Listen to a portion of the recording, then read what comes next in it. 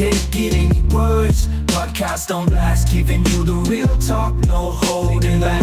Can't get any worse, we'll make you see. There's always a silver lining. We'll set you free, so join the movement. Let's change the game with the Can't Get Any Worse Podcast. What's going on, everyone? Welcome back to the Can't Get Any Worse podcast. Take 492. Oh my Lord. It has been a mission to get to this point. So fingers crossed, you're all here, you're all up for it, and you're all having a better start to the week than I am. But happy Tuesday, everyone. Happy Tuesday. I hope you guys are having fun at work or whatever you guys happen to be doing at this stage of your life. You know what I mean? I'm coming off the back of an absolute, let's just spell it out for everyone, an absolute c.u.n.t of a week, to put it nicely.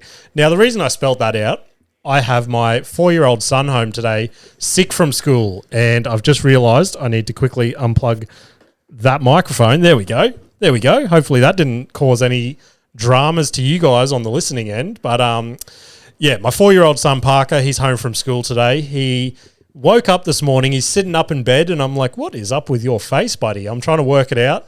And then it dawned on me, his whole left side, I think it is, of his face, he's got a mosquito bite on his cheek, so that's swollen as fuck.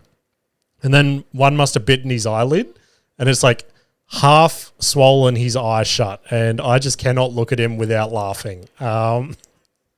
He looks absolutely ridiculous. So I've thrown it up on my Instagram stories. If there's still time to go and have a look once this episode's come out, I'm sure there is. Go have a sus. Go have a bit of a laugh at my son's misfortune. But, yeah, he's home today, and I've literally spent the entire morning. What is the time now? It is 10:40 a.m. I reckon I've been trying to record this since 9 a.m. Not even joking. And I even got to the point, that's the reason I had to disconnect that microphone, is I was trying to include him in the podcast. I'm like, you can come be the co-host, because I got a couple of stories about him, and I'm like, oh, it'd be kind of cute if I was like, hey, why don't you tell everyone how you say this or how this song goes or something? And had it all mapped out, thinking on the fly, problem solving at its finest. You know what I mean, ladies and gentlemen? And I legit tried to hit record 4 times.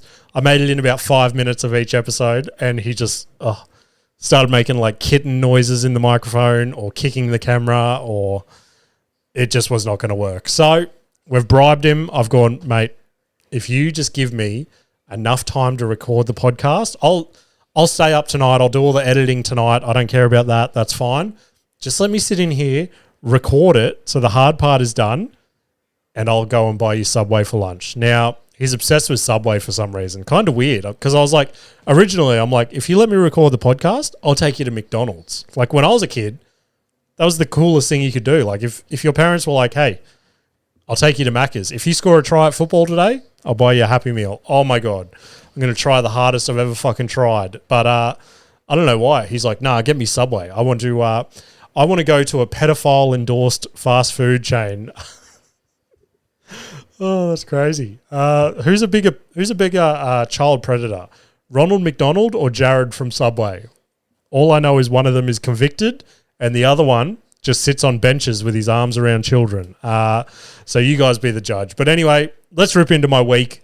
Before this morning happened, all right, with trying to juggle my 4-year-old and things like that, I was coming in here and I was like, oh, you wait until I tell the listeners how shitty my week has been. So let's start from the top, okay? First of all, finished the podcast last week. Things couldn't be better. I'm on a high. I'm skipping around. Things are great. School pickup time comes around. Now, I don't know if parents listening to this, if your kid's school is a similar situation, but I can't go in my children's school car park without it taking me 30 to 45 minutes to get out in the afternoon. It is chaos. There's cars everywhere. There's kids everywhere. There's a set of traffic lights near my kid's school that it takes forever to get out. So I've found I haven't found it. I've known it's there. So I park on a back street now, and I just go through the back gate of my kid's school, get the kids, walk back up there, and then straight away just pull out, and I'm home in about 5 minutes. It's amazing. Now, I'm already saving time there. But that's not good enough for old Jimbo over here, is it? It's not good enough. He still needs to shave more time off his afternoon. You guys know how busy I am. I'm the hardest working I'm the hardest working open mic podcasting comedian in Brisbane. So every second counts. Now, I could take all the paved footpaths to Parker's kindy room. That would be the safe bet. Or I could shave 10 seconds off my trip and just loop around the back of a garden bed and down a grassy, muddy hill and get home 10 seconds earlier to listen to my two sons argue and punch each other in the face. I know what I'm going to choose. So every afternoon, I take this hill, okay? Now, last Monday, it was a little bit drizzly, a little bit overcast, a couple of showers throughout the day. Nothing crazy, okay, compared to what we've seen the start of this year. And I was like, okay, well, I'll take my usual route.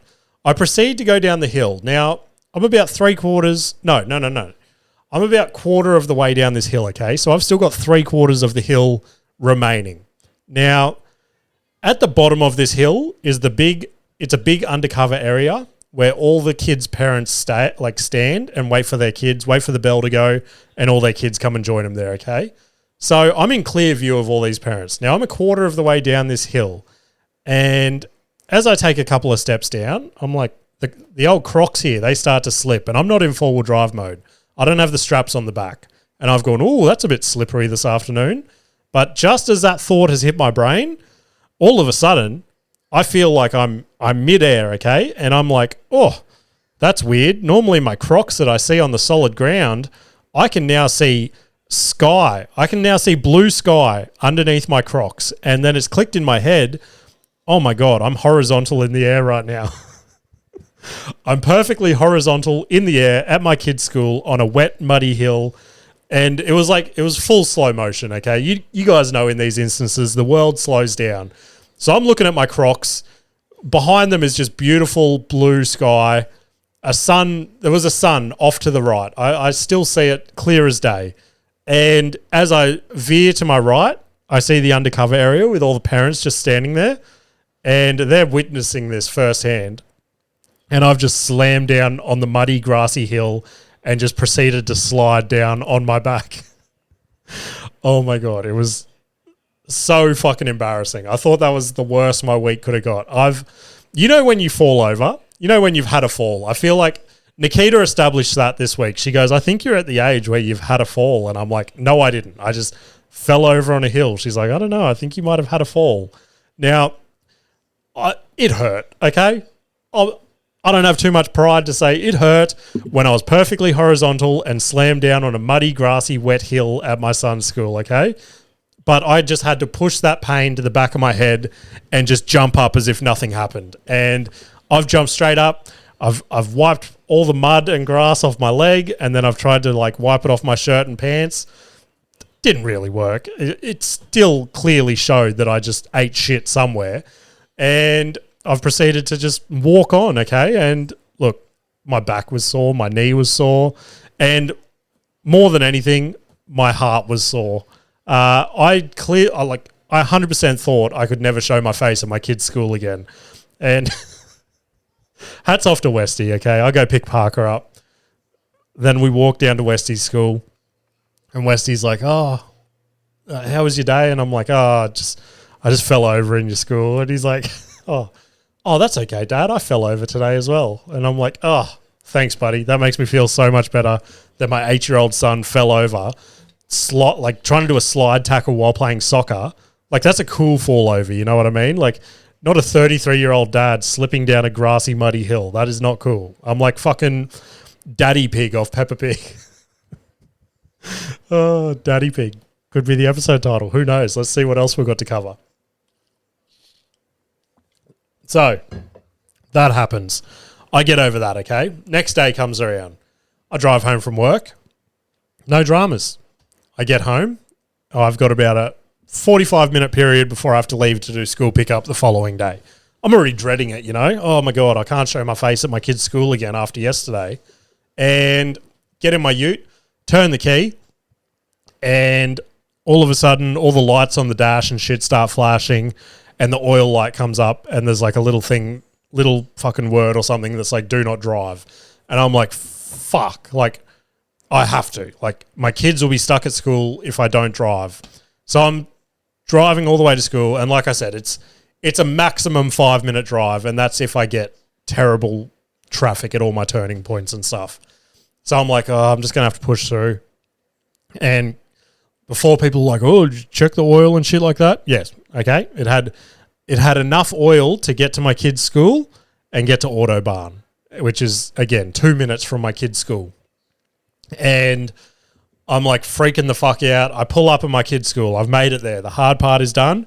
Worst case scenario, I now pick the kids up and I go walk to my mum's house or something until Nikita finishes work and picks us up.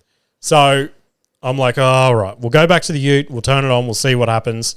So I've popped the bonnet. I've checked the oil again. We're sweet. And then, oh, what was all that noise? You KP? All right, I think he's good. Then I turn the key. Oil light's gone. I'm like, okay, perfect. Let's drive straight to fucking Autobahn, get the oil, and then get home. And the light never came on again. I topped it up with oil and it's booked into the mechanic again next week. And I told him and he's like, mate, if that light comes on again, do not drive it. And I'm like, I will not do that, sir. I will not. Next time I will Uber to my son's school. I will not be driving this thing. So fingers crossed that doesn't turn into a fucking $6,000 repair bill at the mechanic next week. But yeah, I told him what had happened and he goes, yeah, no, you should be sweet. So we could have got off the hook there. Next thing, I think this is the same day. The kids go to have a shower and they're like, oh, Dad, the water's not getting hot. And I'm like, oh, of course it is. Of course it's getting hot. And I put my hand under it, cold water. I'm like, oh, you're joking. So I go out to the hot water system. I'm trying to do all the like reset shit on it and it's not working. Like it's fucked out a couple of times over the last few years. And normally I just go mess with it a bit and the hot water comes back on. This time it was done. It was dead. And I'm like, of course I need a new hot water system this week. So we went around Mum's house that night. We had showers and stuff. And I'm like, how much is this going to fucking sting me now? So I'm looking at hot water systems on the internet and looking at like same size we've got and shit.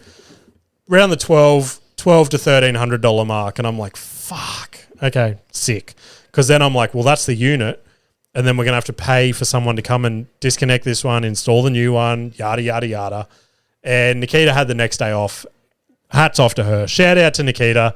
Everyone slide in her DMs right now and go, hey, good job with the hot water system, sis.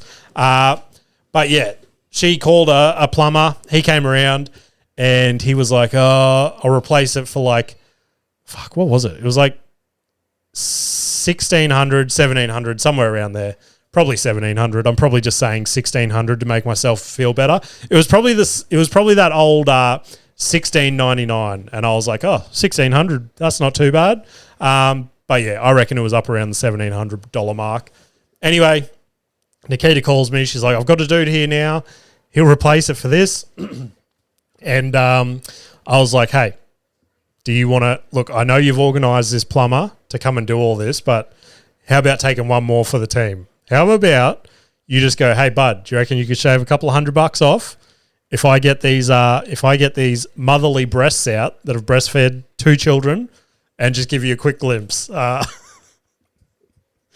Which she didn't appreciate. She goes, nah, I'll pay him the money, shut the fuck up, go back to work. And I'm like, okay, I'm just trying to save some money around here. I know that I personally, if I had a plumber at my house and he goes, hey, bud, tell you what, it's $1,700, but if you show me that juicy cock of yours in your pants there, I'll do it for $1,650. Mate, my pants would hit the floor straight away. I would be giving him a glimpse at that fucking schmeckle. Oh, God. Sorry, guys. I'm just trying to turn these stories into a bit of fun, lighthearted banter so I don't feel so bad about myself. Where are we at for time? Oh, geez. We're chewing in. Next one's Nikita had doctor last week for like I'm not going to go into it. I'm not going to go into it, Ash. How's this? I'll say what happened and then Ash just had to fucking dig when I told them what was going on. So Nikita has to go back and get another surgery done that she got done a couple of years ago, okay? Whatever it is, whatever happened didn't quite work, so now she's got to go back under and yada, yada, yada. So I tell Ash and Adrian this in the group chat. And straight away, Ash is just, he's poking. He's like, what's the surgery? What's she got to get done to her vagina? Like, oh, tell me more about your wife's vagina, James. I just want to know all about Nikita's vagina. And I'm like, whoa, you need to calm down. Like, Adrian blocked him from the group chat before I even had a chance to. It was fucking disgusting, Ash. Okay, it didn't quite go like that, but he just asked he asked a question that didn't need to be asked. And straight away, Adrian and I are like, ew, you're fucking gross. Go rub one out or something, you horny old dad. But yeah, there's I don't know. I don't even know how much that one is. It's in the thousands, okay? So anyone, subscribe to my Patreon. Pay ID me. Send me a DM and go, hey, I want to give you guys $10. I know times are tough, but yeah, then one other thing happened. This was the last big one, okay? The last big one is, we all know, it's been going on for over 12 months now, the retaining wall debacle. We finally got approval from the neighbour, he's got all his fucking engineer checks and everything. So it's go time. But do you know what that means? That means we now have to pay for like a new side fence, a new garden shed, all that shit, because they have to get access from our side of the yard to fix it all. So I'm like, fuck, okay. There's more thousands upon thousands of dollars. So yeah, it's a good time to be a missing at the moment. But yeah, the nail in the coffin this week, this was my breaking point, okay? It was the smallest thing that happened out of everything, but it was like, fuck my life. So I pulled up into work the other day, and you guys know, it's probably a couple of months now, bought myself some new AirPod Pros, and I've pulled into work, and I've gone, okay, let's pull these out, put them in their case. I've pulled it out of my right ear, and I've gone, oh, that felt weird, felt like a little pop or something. And I've looked at my AirPod, and the squishy little rubber part was not on there anymore, and I've gone, you're joking. So then I've had to sit in my work car park in the pitch black at 5 a.m. in the morning and just fucking panic about trying to get this little AirPod thing out of my ear. And I could just feel every time I was touching it, I'm like, is that going deeper or is that coming out? I just could not tell. It was like me having sex. I was like, is that deeper or is that the same depth I've been going the whole time? I just can't tell. How is it possible for a man to go deeper? That is a bizarre world to me. That is unheard of in my world. Deeper. What the fuck is that? But anyway, I got it out, guys. I got it out. I didn't get the day off work. I should have fucking milked it. I should have gone, hey, boss, look, I got an AirPod thing in my ear. I've got to go home. I've got to go to hospital. I've got to get emergency ear surgery. But I just was not quick at thinking on my feet that day. All right. That's enough of the shitty stories. Let's rip into some kids' stories, wife stories. I don't know. What else have we got here? So this was a cute one. This was going to be a story I was going to get Peter to teach you guys about. Now, both my kids go to a private school, okay? I went to private schools as well. You have to do the religion as a subject, okay? I pretty well used to zone out through all those lessons, and I feel Westy is along the same lines because I have not heard this kid say next to anything about Jesus or God or anything like that. And he's been going to private schools for 5 years now or something? Now, Parker has started at the private school this year. He's been there, April. So he's been there for less than 4 months. And he has been coming home the last couple of weeks and just teaching us the word of the Lord. I know all the First Testament again off the bat. Oh, here he is. What's going on, P? Do you want to come and tell everyone where Jesus comes from? Nah. Oh, you coming? Quick, come talk in the microphone. Tell everyone where Jesus comes from. Nah? Oh, okay. Nah, he's not going to tell us. He's just going to awkwardly stand on the edge of the camera. Show everyone your eye. That's pretty cool, isn't it? So, yeah, he comes home. He's taught me the whole First Testament. Is that? What's the there's 2 halves of the Bible. I don't even remember that. Is it the the Old Testament and the New Testament. That's ringing a bell for some reason. So fingers crossed. You're just going to chill up there, are you? Okay, nice. You've got like a dog hair in your mouth or something. Let's get that out. Anywho, so he comes home and we're laying in his bed and I'm reading him stories and stuff. And then he just starts telling me the story about Jesus. And he's like, Jesus is from a town. What was the town called again, P? What? You got to say it louder. They can't hear you. Jerusalem? Is that it? Oh, Jerusalem. I'm saying it. I'm not saying it proper, am I? You're not saying Jerusalem? Nah. Anyway, P is saying it the cutest way, and he's saying, oh, okay, that was a good input, P. Lucky I didn't get him on the other microphone for the episode, but this is probably where the episode is going to go down, ladies and gentlemen. But yeah, I found it cute. He says Jerusalem. I was hoping to get a bit more into that story before he came in, but anyway, let's just move on. Oh, this was another one from the boys that they taught me this week. So, P, where are you going? Don't knock any of those chords. Uh-oh. All right. He made it. High five. Good job. Oh, high five with your face. Good job, buddy. Go watch iPad. I'll be done so soon and then we'll go get Subway. What kind of Subway are you going to get today? Your usual? You're going to get, so what's that, a 6-inch tuna? With tuna? Avocado? Yep. Cheese, yeah, perfect. Well, and are you going to get a cookie? I think I might get a cookie. Oh, a chocolate cookie. Okay, well, you go back out to the lounge room and I'll be done soon and we'll go get your usual Subway with a chocolate cookie. Oh, yep. Yeah. Quick, because people are actually listening to this, surprisingly. Oh, anyway. When is Mummy going to be home? That is a good question for the listeners. Ladies and gentlemen, would you guys like to know my wife's exact timetable so that you can stalk her and catch her on her way home from work? Mummy should be finished about 4:30 and then home by about 5. Okay?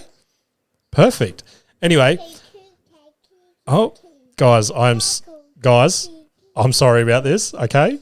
I am going to try and push on. But, yeah, I spoke about the trampoline antics last week with the boys, and again, I found myself on there more times than I'd like to admit this week. And the boys were teaching me this song, okay? And I don't know if it's like a global school thing, but it must just be a big thing at their school. So, P, that is coming through the mic, your little chanting thing. But yeah, there was the three of us. So me, Westy and Parker were on the trampoline. And then we started playing a game and Westy's like, okay, let's go around the outside of the trampoline. So we need to form a circle. And then both straight away, both the boys are like, make a circle, make it round, make it round. And then I don't know the rest of the song. P's mumbling it here, but I don't think it's coming through the mic. Oh, he's still going. Just some solid input from my son there. But, yeah, I was like, it blew my mind that they both knew it. But then I had to snap and I'm like, guys, we can't make a circle. And they're like, yeah, we can. And I'm like, there's 3 of us. And then Westy's like, yeah, so? And I'm like, well, how do you make a circle with 3 people? We're making a triangle. The song should be make a triangle, make a triangle. Hey, P. Nah. Here, sit up here. Oh, sit up there. No. Nah. Okay, perfect. Anyway, this is going swimmingly, ladies and gentlemen. What do we got up there next? Oh, that's right. I almost hit rock bottom this week, ladies and gentlemen. After the week that I just explained, okay, money's tight and a gig became available to me and I genuinely thought about doing it. So I got offered to do a Beats bingo night down the coast and I was like, okay, it's not really my thing. Like, I want to do comedy, okay? Everyone knows I just want to do comedy, but then they go, it's paying $200. And I'm like, fuck. I could go and host a Beats bingo night for $200 for sure. I could use that right now. So I go, yeah, okay, let's do it. The guy calls me. He gives me a rough run through. As I'm on the phone, I'm like, I don't think I'm your guy. And he goes, look, I'll send you the information pack. Sends it through, and I'm still like $200. I could use $200 right now. Sends it through, and I'm reading through the information pack, and then it goes, part of your job as the host of Beats Bingo you will need to pull members out of the audience and you will need to dance with them. You'll need to sing with them. You'll need to, like, if the Macarena comes on or something, you'll need to have to do the Macarena dance. P, you're knocking the camera so bad. P, guys, I'm going to pause the podcast. I'll be back in 2 seconds. Alrighty, ladies and gentlemen, crisis averted. I don't know where I was at, but yeah, Beats Bingo, he sent through like an information pack or something. I read all the shit that I was having to do and I just said, like, as I was reading it, it was like post-nut clarity. It was the biggest post-nut clarity I've ever had. And I was like, just could see clearly. I was like, oh my God, I cannot go and do this. I can't believe I was about to sell my soul for $200 to just, could you picture me doing the fucking Macarena in front of an audience? Oh God, it's already embarrassing enough that I get on stage and talk about my dick and depression. Could you imagine if I talked about my dick and depression and then finished with the Macarena? God, I can't even think about it, ladies and gentlemen. But what else we got up there? That's fucking, I'm not even going to talk about that. That's boring. We went to like this farm thing yesterday, paid $90 for all of us to get through just to look at some pigs and sheep and shit. And well, look at me. I said I'm not going to talk about it. And now I've already started. I don't know if this is I don't know if this comes off as entitled or something that I got to like grow up on farms and shit, but paying $90 to go look at sheep and pigs and stuff just seems like not worth it. The only saving grace is they had bunnies and camels and shit. So I'm like, okay, I guess that works. Okay. I'll pay $90 to go touch a bunny. But anyway, any dream listen, what's the word? Dreamcatchers? Anyone that's into dreams listening to this, let me know if you can tell me what this might mean, okay? I know people dig into dreams and they all have different meanings and things like that. For the past 2 weeks, I've been having this most random dream. I've probably had it 4 times now, I reckon, over the last 2 weeks. And it's so vivid and feels so real. And it's literally in my suburb, okay? So they're all houses that I'm familiar with. Now, I'll be asleep and I'll still be asleep in my dream, okay? But I start sleepwalking around my suburb and I'm wheeling behind me a suitcase. Now, I walk around my suburb and then I find a house and I just go turn the door handle. Like I try maybe 10 houses or something before I get into one. Turn the door handle, it lets me in and I'm just in this person's house walking through, looking at them sleeping and stuff and just walking around their house. And then, like, I don't steal anything. I don't do anything. I'm literally just wheeling this suitcase around, looking inside these people's houses. And then I walk all the way home. I get back into bed. And then, like, this is all still in my dream. I wake up the next day in my dream and I feel so bad about it. I walk back to their house. I walk back to their house, knock on their door, tell them what I've done. And they're looking at me like, what a fucking stupid piece of shit. Get away from us before we call the police. But that doesn't happen. They go, okay, come inside and we'll watch our CCTV footage back. All these houses just happen to have cameras inside for some reason. I don't know why. But then we watch me walking through their house like a fucking weirdo, just wheeling a suitcase behind me. It's the most fucked up thing ever. And like nothing happens from that. We finish watching the CCTV footage and I just go, yeah, so sorry about that. And they just go, get the fuck out of our house. And then I walk home again. And then like it just happens again. So anyone that's into dreams and shit, let me know what that could possibly mean. I have no idea. But anyway, last thing I wanted to touch on. I don't want to say I'm a trendsetter.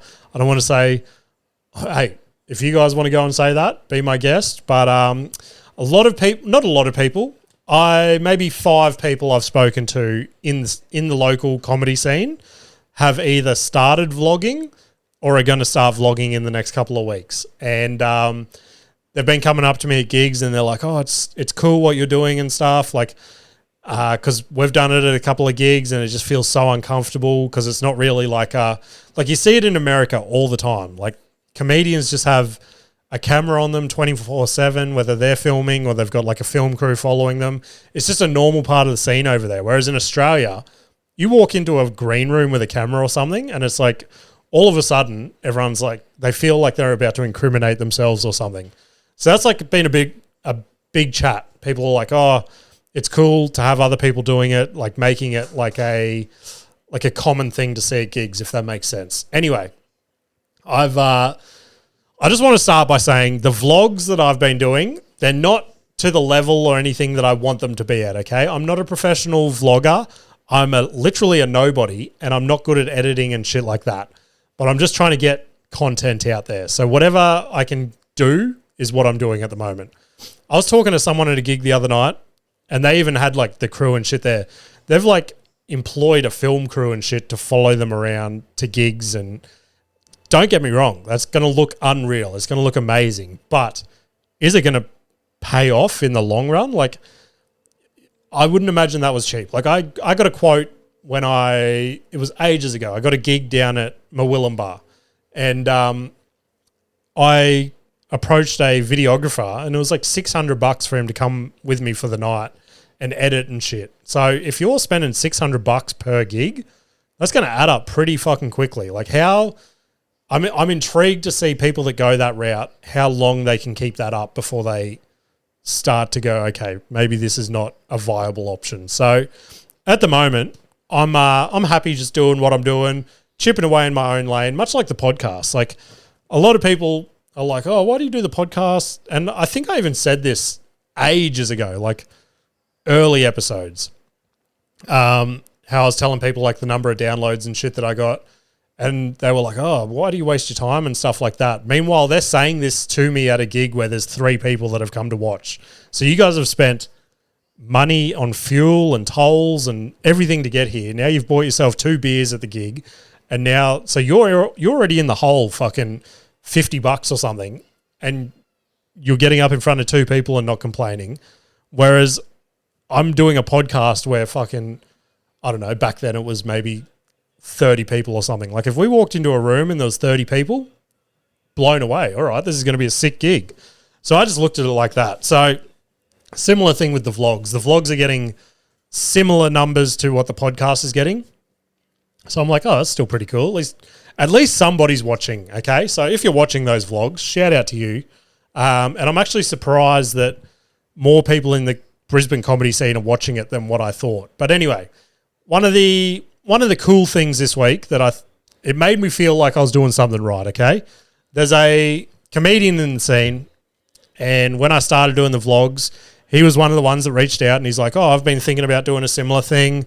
I went and bought all the equipment ages ago, just never got around to doing anything. And then he took a 7-month hiatus from comedy. I think he had some stuff with work going on and life shit, you know what I mean? Anyway, he's come back to doing comedy the last month or so, I think, and he did his first vlog, posted it yesterday. The guy I'm talking about, I'll just give him a shout out. You guys go check out his vlog and shit like that. His name's Jared Fitzpatrick, and yeah, super nice bloke, always having a chat to me and shit at gigs and stuff like that. So he put out his first vlog, a little bit different to what I'm doing, but I think that's good. I think it's good that everyone has their own tangent of it, and at the end of the day, we just all encourage each other to go listen to it and make it a normal thing for the scene. But yeah, I was watching his vlog, and then surprisingly at the end of it, okay, he goes, look, I'm coming back to the comedy scene. Obviously, I've got to set a few goals, things like that. And he starts talking about all the usual goals that everyone in the scene's got, okay? He goes, I want to climb the sit-down comedy ladder, move from their open mic nights to the Mitzi nights, and then eventually to their showcase shows, which I think anyone in the scene wants to do that. And then he goes, the next one, I want to climb the good chat ladder, like get back on their Wednesday night shows, and then eventually make it back to weekends, things like that. I'm like, okay, cool. Again, you go around an open mic night and ask everyone what their goals are in the scene. 9 out of 10 of them are going to say that. Now, he goes, oh, I've got a third goal as well. I'm like, oh, this is intriguing. What could this be? And he goes, there's a relatively new promotion in the scene run by comedian Jimmy Misson. And I'm like, oh, shit. He's about to say it. So then he goes, my third goal would be to get on a West Park Productions gig. And I'm like, oh, my God. It gave me a hard on at gym this morning while I was watching it. And, yeah, it was a nice little shout out. from a comedian starting to pound the scene again, and to be put in like the same bracket as Sit Down and Good Chat for like a gig that someone wants to get on as a goal. Pretty crazy. And it's pretty cool to rock up to gigs and shit, and people are like, how are you selling out these shows? And like, I'm posting photos and stuff, and yeah, it's a good little feeling, and a good little feeling to like know that I'm somewhat on the right track, even though at the end of the day, I do not want to be a room runner. I've made that very clear from the start. These few rooms that I'm running have literally fallen in my lap, and they're more or less selling themselves. So I'd be silly to turn them down. But yeah, fucking cool little shout out. Go check out his vlogs, things like that. I sent him a DM after. I'm like, mate, that's a heavily, maybe this was his plan all along.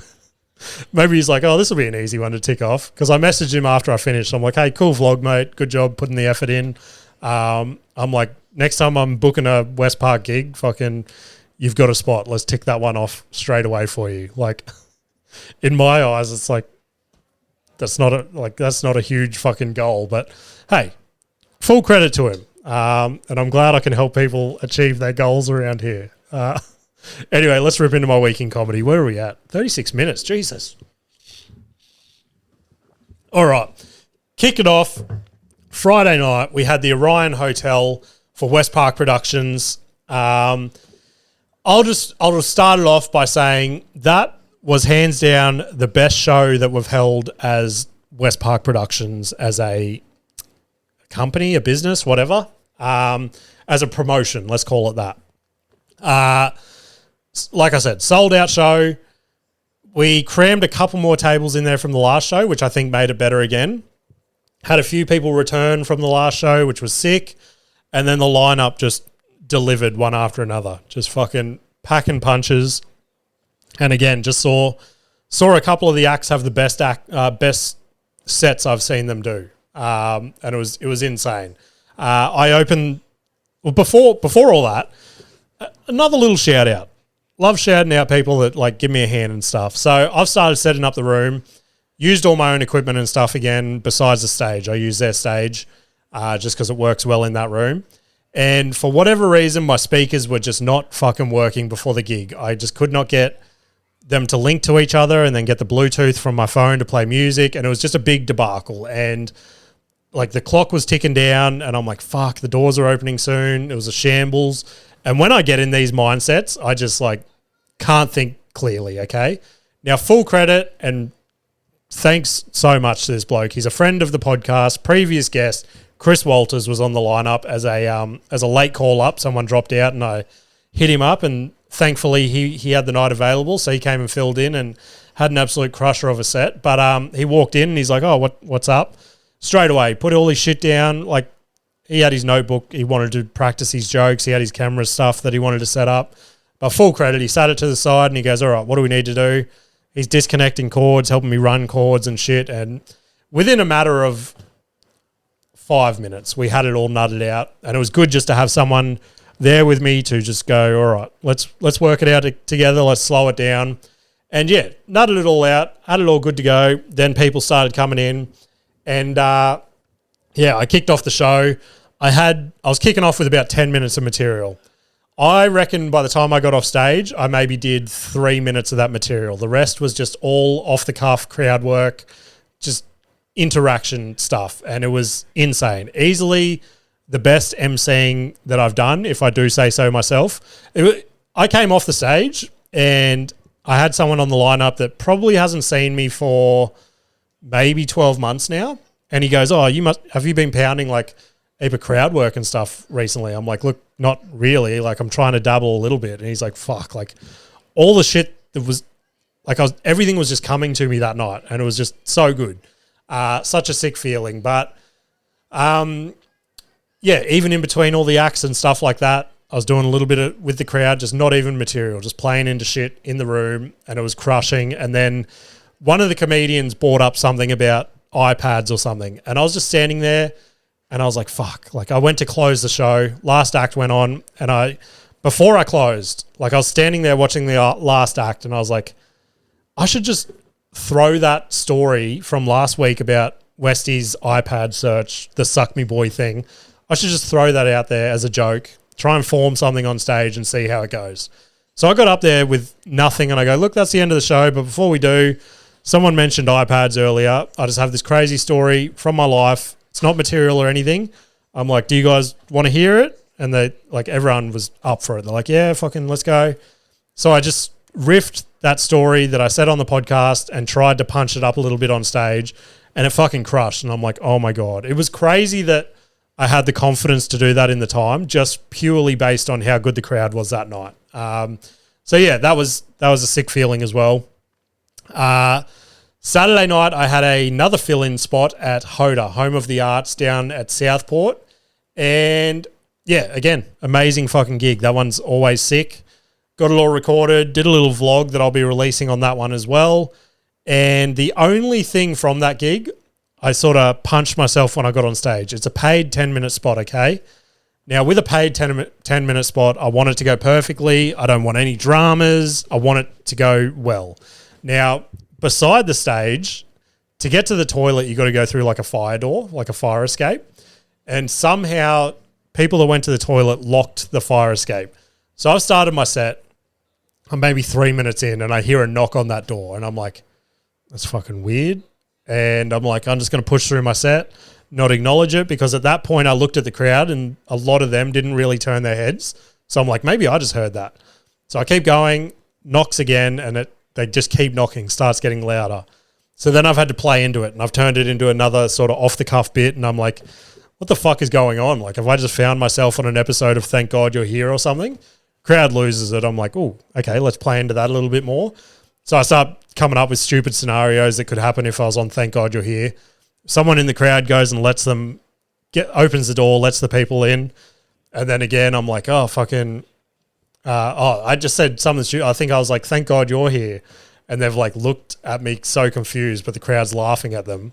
So then I try to welcome them on stage, and they just aren't keen. They just want to get back to their seat because obviously they feel awkward as fuck.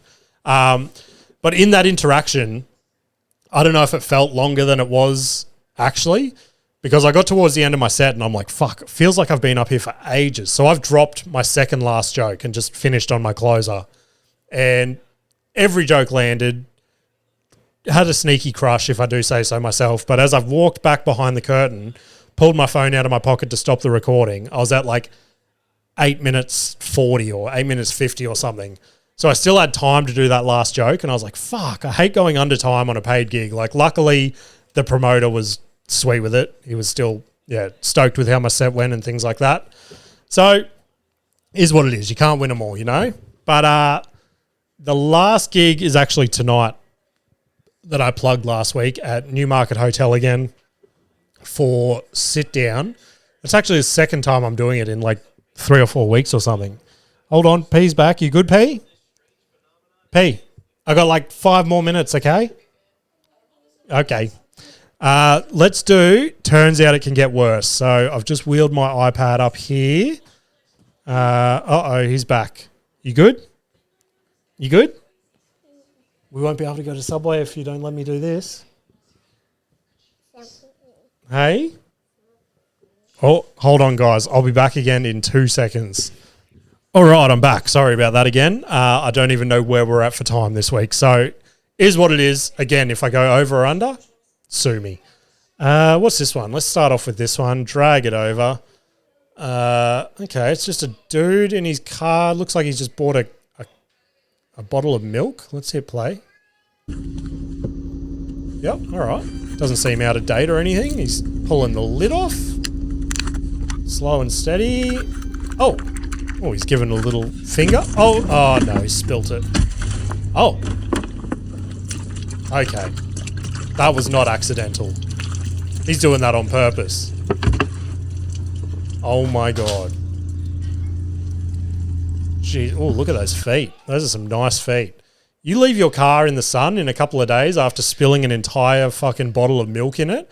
That's got to be the world's worst air freshener. Just fucking dirty bare feet and dried, disgusting milk. Yeah, not good, buddy. Not good. I don't know what would provoke someone to do that. Next one. Oh, yeah, we got this one. We'll drag it over. A couple of people in the street playing some street ball. Bit of an urban street. They look like that hurt. Oh, they look okay. Yeah, okay. All right. Just playing some basketball. Don't see how this video can get weird. Mama, can you squirt? Oh, shit. Oh, shit. What a bizarre question to ask your mum as she's just filming some street ball. Actually, scratch that. What a bizarre question to ask your mum, full stop. Jesus Christ. They do things differently in the streets. We've got one last video for Turns Out It Can Get Worse. Where is my mouse gone? A couple of blokes just in a department store. Let's call it Kmart or Target or something. Let's have a look here. Cold in here. No, A little chilly. Can I get a hug? Just warm me up. sure, why not? Nice interaction. Gosh, you smell like potato soup. Do it? Yeah. Eat me. Pretty yummy. Can I eat you? Yeah. Yeah, come on. I'm gonna eat you. Hey, I'm from Tennessee. I don't give a shit. Oh, yeah? Let me get in there then. What's your name? Ben. Whoa. Popping it up for me. Doing all right. Ben, put it there, butter. Yeah. Doing all right? Pretty good, yeah. Good. So quickly answered his name. What's your name? Ben? Straight away. Fucking hell. I'm from Tennessee. I don't give a shit. What does that mean? Like, are they just all about gay sex in Tennessee? I have no idea, but I just have this sudden urge to get on a plane and fly to Tennessee. If that's what happens at your local Target, fucking sign me up. Sign me up. But things that I've watched or absorbed this week, I've just got one, and holy shit, I have not listened to dance music in about 10 years, okay? Back in the day, I've spoken about it on here. I wanted to be a DJ. Turns out I was just masking my want to be a comedian by wanting to be a DJ. I just wanted to be in front of crowds, you know what I mean? So I was like, I used to love festivals. I used to go clubbing, and it was a huge thing when our favorite DJs would come to town, okay? Now, if I had to pick a favorite DJ of all time, it is this bloke. And people are going to get shitty if I call him a DJ, so let's call him a producer or something. Now, there was always two big ones for me. Avicii, he was the big mainstream one. I spoke about his documentary, the end of last year, that's on Netflix. But if there was someone that every fucking song that I listened to, I was like, that is a banger.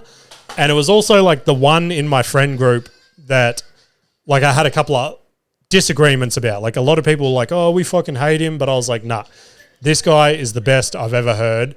And that is the king himself, Skrillex. Skrillex made his long-awaited return over the weekend at Ultra Music in Miami and absolutely destroyed. He came with all this new music and shit like that.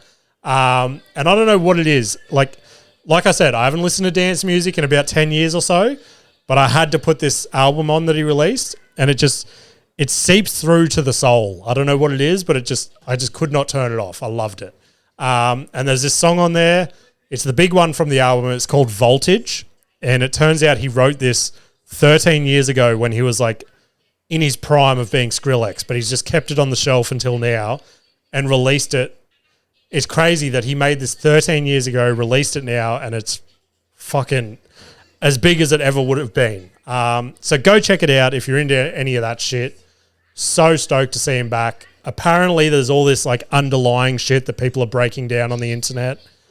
This is his like last album for that record label. They think he's like killing off Skrillex, coming back as his like proper name as Sonny. So I don't know. We'll see how that all plays out. And apparently the way that he mixed the album, it's like an unmixable album or something. So other DJs can't sample it or something. I don't know. Go listen on TikTok. Just type in Skrillex new album and there's all these smarter people than me breaking it down. Premature. Oh, I had a Premature premise this week. And it's not really like a premise, but it was just a funny thing that I heard somewhere. And I was like, oh, that would be good to tie into a joke or something one day.